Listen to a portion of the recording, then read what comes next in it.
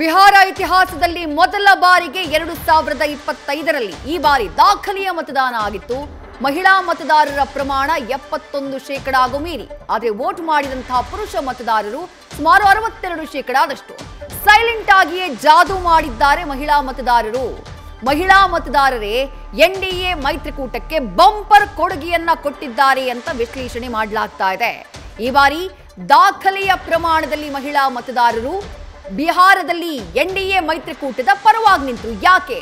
ನಮಗೆ ಬೇಕಿರುವ ಅಗತ್ಯಗಳಿಗೆ ಸರ್ಕಾರ ಹಣ ಕೊಟ್ಟಿದೆ. ರಾಜ್ಯದಲ್ಲಿ ಈಗಿರುವಂತಹ ಸರ್ಕಾರದ ಬಗ್ಗೆ ನಮಗೆ ಖುಷಿ ಇದೆ. ಇದು ಮಹಿಳಾ ಮತದಾರರು ವ್ಯಕ್ತಪಡಿಸಿದ್ದಂತಹ ಅಭಿಪ್ರಾಯ. ಹಲವು ಯೋಜನೆಗಳನ್ನ, ಹಲವು ಘೋಷಣೆಗಳನ್ನ ಮಾಡಿದ್ರು ನಿತೀಶ್ ಕುಮಾರ್. ಆ ಸಂದರ್ಭದಲ್ಲಿ ಮಹಿಳಾ ಮತದಾರರು ಬಹಳ ದೊಡ್ಡ ಪ್ರಮಾಣದಲ್ಲಿ ಎನ್ಡಿಎ ಮೈತ್ರಿಕೂಟದ ಕಡೆ ಟರ್ನ್ ಆಗ್ತಾರೆ. ಅದರಲ್ಲೂ ಬಹಳ ಪ್ರಮುಖವಾಗಿ ಚುನಾವಣೆಗೂ ಮೊದಲು ಸೆಪ್ಟೆಂಬರ್ ತಿಂಗಳಿನಲ್ಲಿ ಮುಖ್ಯಮಂತ್ರಿ ರೋಜ್ಗಾರ್ ಯೋಜನೆ ಅಂತ ಹೇಳಿ ಒಂದು ಘೋಷಣೆಯಾಗುತ್ತೆ. ಆ ಘೋಷಣೆಯ ಅಡಿಯಲ್ಲಿ ಸುಮಾರು 1,04,00,000 ಮಹಿಳಾ ಮತದಾರರ ಅಕೌಂಟ್ಗೆ 10,000 ರೂಪಾಯಿ, ತಲಾ 10,000 ರೂಪಾಯಿ ಹಣ ಹೋಗುತ್ತೆ. ಅದೇ ಬಹಳ ದೊಡ್ಡ ಪ್ರಮಾಣದಲ್ಲಿ ಗೇಮ್ ಚೇಂಜರ್ ಆಯಿತು ಮಹಿಳಾ ಮತದಾರರ ವಿಚಾರದಲ್ಲಿ ಅನ್ನುವಂತಹ ಚರ್ಚೆ ಇದೆ. ಸೈಲೆಂಟ್ ಆಗಿಯೇ ಮಹಿಳಾ ಮತದಾರರು ಜಾದೂ ಮಾಡಿದ್ದಾರೆ. ಈ ಬಾರಿ ಪುರುಷ ಮತದಾರರಿಗಿಂತ ಸುಮಾರು 9ರಿಂದ 10% ಹೆಚ್ಚಿಗೆ ಪ್ರಮಾಣದಲ್ಲಿ ಮಹಿಳಾ ಮತದಾರರು ಬಿಹಾರದಲ್ಲಿ ವೋಟ್ ಮಾಡಿದ್ರು. ಬಿಹಾರದ ಇತಿಹಾಸದಲ್ಲೇ ಅತಿ ದೊಡ್ಡ ಪ್ರಮಾಣದಲ್ಲಿ ವೋಟಿಂಗ್ ಪರ್ಸೆಂಟೇಜ್ ಈ ಬಾರಿ ದಾಖಲಾಗಿದ್ದು 67% ಸರಿಸುಮಾರು. ಸದ್ಯದ ನಂಬರ್ನ ಗಮನಿಸ್ತಾ ಇದ್ದೀರಿ. ಎನ್ಡಿಎ ಮೈತ್ರಿಕೂಟ 202 ಕ್ಷೇತ್ರದಲ್ಲಿ ಮುನ್ನಡೆಯನ್ನ ಕಾಯ್ದುಕೊಂಡಿದೆ. 202 ಕ್ಷೇತ್ರ, 243ರಲ್ಲಿ ಮಹಾಗಠಬಂಧನ್ ಕೇವಲ 35ಕ್ಕೆ ಸೀಮಿತ ಆಗಿದೆ. ಕೇವಲ 35 ಕ್ಷೇತ್ರದಲ್ಲಿ ಮಹಾಗಠಬಂಧನ್. ಕಳೆದ ಬಾರಿ 100ಕ್ಕಿಂತ ಹೆಚ್ಚಿತ್ತು ಇವರ ಸೀಟ್. ಜನ್ಸುರಾಜ್ ಪಕ್ಷ 0 ಖಾತೆಯನ್ನ ಓಪನ್ ಮಾಡುವುದಕ್ಕೆ ಸಾಧ್ಯ ಆಗಿಲ್ಲ. ಇತರರು 6. ಪ್ರಶಾಂತ್ ಕಿಶೋರ್ ಕಿಂಗ್ ಮೇಕರ್ ಆಗ್ತಾರೆ. ಈ ಬಾರಿ ಬಿಹಾರ ಚುನಾವಣೆಯಲ್ಲಿ ಬಹಳ ದೊಡ್ಡ ಮಟ್ಟದ ಇಂಪ್ಯಾಕ್ಟ್ ನ ಕ್ರಿಯೇಟ್ ಮಾಡ್ತಾರೆ ಎಂದುಕೊಂಡಿದ್ರು, ಅದಾಗಿಲ್ಲ. ವೈಯಕ್ತಿಕವಾಗಿ ಜೆಡಿಯು 81 ಕ್ಷೇತ್ರದಲ್ಲಿ ಗೆಲುವನ್ನ ಕಂಡಿದೆ, ದಾಪುಗಾಲನ್ನ ಇಡ್ತಾ ಇದೆ. ಬಿಜೆಪಿ ಬರೋಬ್ಬರಿ 91 ಕ್ಷೇತ್ರ. ಜೆಡಿಯುಗೆ ಬಹಳ ದೊಡ್ಡ ಗೈನ್, ಯಾಕಂದ್ರೆ ಕಳೆದ ಬಾರಿ 43 ಸೀಟ್ಗಳಲ್ಲಿ ಗೆದ್ದಿತ್ತು, ಈ ಬಾರಿ 81. ಮತ್ತೊಂದು ಕಡೆ ಬಿಜೆಪಿ ಕಳೆದ ಬಾರಿ 74ರಲ್ಲಿ ಗೆದ್ದಿತ್ತು, ಈ ಬಾರಿ 91 ಸೀಟ್ಗಳ ಸಂಖ್ಯೆ ಹೆಚ್ಚಾಗಿದೆ. ಇನ್ನು ಎಲ್ಜೆಪಿ ಚಿರಾಗ್ ಪಾಸ್ವಾನ್ ಕಳೆದ ಬಾರಿ ಎನ್ಡಿಎ ಮೈತ್ರಿಕೂಟದಲ್ಲಿ ಇರಲಿಲ್ಲ, ಕೇವಲ 1 ಸೀಟ್ನಲ್ಲಿ ಗೆದ್ದಿದ್ರು. ಆದರೆ ಜೆಡಿಯುಗೆ ದೊಡ್ಡ ಮಟ್ಟದ ಹಾನಿಯನ್ನ ಮಾಡಿತ್ತು ಎಲ್ಜೆಪಿ ಪಕ್ಷ. ಈ ಬಾರಿ ಅದೇ ಎಲ್ಜೆಪಿ ಪಕ್ಷ ಸ್ಪರ್ಧೆ ಮಾಡಿದ್ದ 29 ವಿಧಾನಸಭಾ ಕ್ಷೇತ್ರಗಳಲ್ಲಿ 21ರಲ್ಲಿ ಗೆಲುವನ್ನ ದಾಖಲು ಮಾಡಿದೆ. ಆ ಮೂಲಕ ಎನ್ಡಿಎ ಮೈತ್ರಿಕೂಟದ ಒಟ್ಟು ಸೀಟ್ಗಳ ಸಂಖ್ಯೆ ಸದ್ಯಕ್ಕೆ 202. ಇನ್ನು ಮಹಾಗಠಬಂಧನ್ನಲ್ಲಿ ಆರ್ಜೆಡಿ ಕಳೆದ ಬಾರಿ ಅತಿ ದೊಡ್ಡ ಪಕ್ಷವಾಗಿ ಹೊರಹೊಮ್ಮಿತ್ತು 75 ಸೀಟ್ಗಳ ಮೂಲಕ. ಈ ಬಾರಿ ಕೇವಲ 26ಕ್ಕೆ ಸೀಮಿತವಾಗಿದೆ. ತೇಜಸ್ವಿ ಯಾದವ್ ಅವರ ನೇತೃತ್ವದ ಆರ್ಜೆಡಿ ಪಕ್ಷ. ಮತ್ತೊಂದು ಕಡೆ ಕಾಂಗ್ರೆಸ್ ಕಳೆದ ಬಾರಿ 19 ಸೀಟ್ಗಳನ್ನ ಹೊಂದಿತ್ತು, ಆದ್ರೆ ಈ ಬಾರಿ ಕೇವಲ 4 ಕ್ಷೇತ್ರಕ್ಕೆ ಸೀಮಿತ ಆಗಿದೆ ಕಾಂಗ್ರೆಸ್.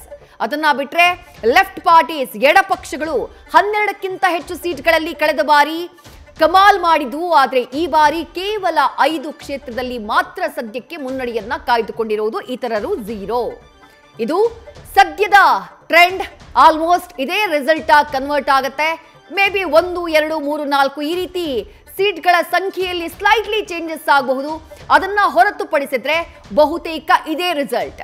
ನಿರೀಕ್ಷೆಗೂ ಮೀರಿದಂಥ ಮ್ಯಾಂಡೇಟ್ನ, ನಿರೀಕ್ಷೆಗೂ ಮೀರಿದಂಥ ಜನಾದೇಶವನ್ನ ಬಿಹಾರದ ಮತದಾರರು ಎನ್ಡಿಎ ಮೈತ್ರಿಕೂಟಕ್ಕೆ ಕೊಟ್ಟಿದ್ದಾರೆ.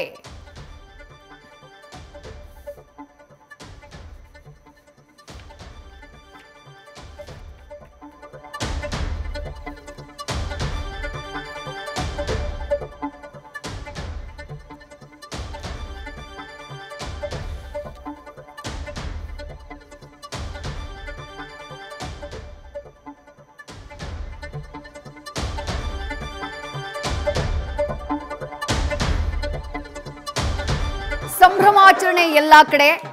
ಸೀಟ್ಗಳ ಸಂಖ್ಯೆಯನ್ನು ಗಮನಿಸ್ತಾ ಇದ್ದೀರಿ. ಕಳೆದ ಬಾರಿ ಮಹಾಗಠಬಂಧನ್ ಅತಿ ದೊಡ್ಡ ಪ್ರಮಾಣದಲ್ಲಿ ಗೆಲುವನ್ನ ದಾಖಲು ಮಾಡಿತ್ತು. ಅವರಿಗೆ ಸರ್ಕಾರವನ್ನ ಮಾಡೋದಕ್ಕೆ ಸಾಧ್ಯ ಆಗಿರಲಿಲ್ಲ. ಬಟ್ ಸೀಟ್ಗಳ ಸಂಖ್ಯೆ ಹೆಚ್ಚಿತ್ತು. 100ಕ್ಕೂ ಹೆಚ್ಚು ಸೀಟ್ಗಳಲ್ಲಿ ವಿಜಯವನ್ನ ಸಾಧಿಸುವಲ್ಲಿ ಸಕ್ಸಸ್ ಆಗಿತ್ತು. 110ರಲ್ಲಿ ಗೆಲುವನ್ನ ದಾಖಲು ಮಾಡಿದ್ರು. ಆದ್ರೆ ಈ ಬಾರಿ ಸುಮಾರು 75 ಸೀಟ್ಗಳನ್ನ ಕಳ್ಕೊಂಡಿದೆ ಮಹಾಗಠಬಂಧನ್. ಆಗ ಇದ್ದಂತಹ ಪಕ್ಷಗಳೇ, ಒಂದು ಪಕ್ಷ ಮತ್ತೊಂದು ಪಕ್ಷ ಆಡ್ ಆನ್ ಆಗಿತ್ತು. ಈ ಬಾರಿ VIP ಪಕ್ಷ ಅವರು ಕೂಡ ಮಹಾಗಠಬಂಧನ್ ಸೇರ್ಕೊಂಡಿದ್ರು. ಬಟ್ ಅದೆಲ್ಲದರ ಹೊರತಾಗಿಯೂ ಕೇವಲ 35 ಸೀಟ್ಗೆ ಸೀಮಿತ ಆಗಿದೆ ಮಹಾಗಠಬಂಧನ್. ಖುದ್ದು ತೇಜಸ್ವಿ ಯಾದವ್ ಅವರ RJD 75 ಕ್ಷೇತ್ರದಲ್ಲಿ ಗೆದ್ದಿತ್ತು ಕಳೆದ ಬಾರಿ. ಆದ್ರೆ ಈ ಬಾರಿ ಕೇವಲ 26 ಕ್ಷೇತ್ರ. ದೊಡ್ಡ ಪ್ರಮಾಣದಲ್ಲಿ RJDಗೆ ಲಾಸ್ ಆಗಿದೆ. ಇನ್ನು ಕಾಂಗ್ರೆಸ್ ಕಳೆದ ಬಾರಿ 19 ಸೀಟ್, ಈ ಬಾರಿ ಕೇವಲ 4. ಇಲ್ಲೂ ಕೂಡ ದೊಡ್ಡ ಪ್ರಮಾಣದಲ್ಲಿ ಸೀಟ್ ಲಾಸ್ ಆಗಿದೆ ಕಾಂಗ್ರೆಸ್ಗೆ ಅಸ್ತಿತ್ವದ ಪ್ರಶ್ನೆ. ಮತ್ತೊಂದು ಕಡೆ NDAಯ ಪರ್ಫಾರ್ಮೆನ್ಸ್, ಇರುವಂತಹ ಎಲ್ಲ ಪಕ್ಷಗಳು ಕೂಡ ಅದ್ಭುತವಾದಂತಹ ಸ್ಟ್ರೈಕ್ ರೆಕಾರ್ಡ್ ನ ತೋರಿಸ್ತಾ ಇವೆ. NDAಯಲ್ಲಿ JDU ಹಾಗೆ BJP ತಲಾ 101 ಕ್ಷೇತ್ರಗಳಲ್ಲಿ ಸ್ಪರ್ಧೆಯನ್ನ ಮಾಡಿದ್ರು. ಆ 101ರಲ್ಲಿ JDU 80ರಲ್ಲಿ ಗೆಲುವನ್ನ ದಾಖಲು ಮಾಡಿದ್ರೆ, BJP 101 ಕ್ಷೇತ್ರಗಳ ಪೈಕಿ 91 ಕ್ಷೇತ್ರದಲ್ಲಿ ಗೆಲುವನ್ನ ದಾಖಲು ಮಾಡಿದೆ. ಅಲ್ಲಿಗೆ ಕಂಟೆಸ್ಟ್ ಮಾಡಿದಂತಹ ಕ್ಷೇತ್ರದಲ್ಲಿ BJP ಸೋತಿದ್ದು ಕೇವಲ 10 ಕ್ಷೇತ್ರದಲ್ಲಿ. 101ರಲ್ಲಿ ಸ್ಪರ್ಧೆ ಮಾಡಿತ್ತು, 10 ಕ್ಷೇತ್ರಗಳನ್ನ ಕಳ್ಕೊಂಡಿದೆ. 91ರಲ್ಲಿ BJPಯ ಅಭ್ಯರ್ಥಿಗಳು ಮುನ್ನಡೆಯಲ್ಲಿದ್ದಾರೆ, ಹಲವು ಕ್ಷೇತ್ರದಲ್ಲಿ ಗೆಲುವನ್ನ ದಾಖಲು ಮಾಡಿದ್ದಾರೆ. ಮತ್ತೊಂದು ಕಡೆ JDU ಕಳೆದ ಬಾರಿ ಕೇವಲ 43 ಕ್ಷೇತ್ರ, ಬಹಳ ದೊಡ್ಡ ಮಟ್ಟದಲ್ಲಿ ಸೀಟ್ ಲಾಸ್ ಆಗಿತ್ತು. Because of LJP Chirag Paswan. ಮೈತ್ರಿಕೂಟದಲ್ಲಿ ಅವರು ಇರಲಿಲ್ಲ, ಮೈತ್ರಿಕೂಟದಿಂದ ಹೊರಬಂದು ಸ್ಪರ್ಧೆ ಮಾಡಿದ್ರು. BJP ಅಭ್ಯರ್ಥಿಗಳ ವಿರುದ್ಧ ಅವರ ಪಕ್ಷದಿಂದ ಅಭ್ಯರ್ಥಿಗಳನ್ನ ಕಣಕ್ಕಿಳಿಸಲಿಲ್ಲ. ಆದರೆ JDU ವಿರುದ್ಧ ಅಭ್ಯರ್ಥಿಗಳನ್ನ ಕಣಕ್ಕಿಳಿಸಿದ್ರು. ಅದರ ಪರಿಣಾಮ JDUಗೆ ಬಹಳ ದೊಡ್ಡ ಮಟ್ಟದಲ್ಲಿ ವೋಟ್ಗಳು ಲಾಸ್ ಆದವು. ಅದರ ಪರಿಣಾಮ 43 ಕ್ಷೇತ್ರಕ್ಕೆ JDU ಸೀಮಿತ ಆಗಬೇಕಾಯಿತು. ಆದರೆ ಈ ಬಾರಿ 3 ಪಕ್ಷಗಳು ಒಟ್ಟಾಗಿ ಕಂಟೆಸ್ಟ್ ಮಾಡಿದ್ದಾವೆ. ಚಿರಾಗ್ ಪಾಸ್ವಾನ್ರ LJP, BJP, JDU. ಅದರ ಪರಿಣಾಮ ಬಹಳ ದೊಡ್ಡ ಮ್ಯಾಂಡೇಟ್ ನ ಬಿಹಾರದ ಮತದಾರ ನೀಡಿದ್ದಾನೆ. 202 ಕ್ಷೇತ್ರಗಳು ಆಸ್ ಆಫ್ ನೌ. ಕಾರಣಗಳು ಏನು? ಇಷ್ಟು ದೊಡ್ಡ ಮಟ್ಟದ ಗೆಲುವನ್ನ ಪಡೆಯೋದಕ್ಕೆ ಕಾರಣಗಳು ಏನು? ಒಂದಿಷ್ಟು ಕಾರಣಗಳನ್ನ ಲಿಸ್ಟ್ ಮಾಡಲಾಗ್ತಾ ಇದೆ.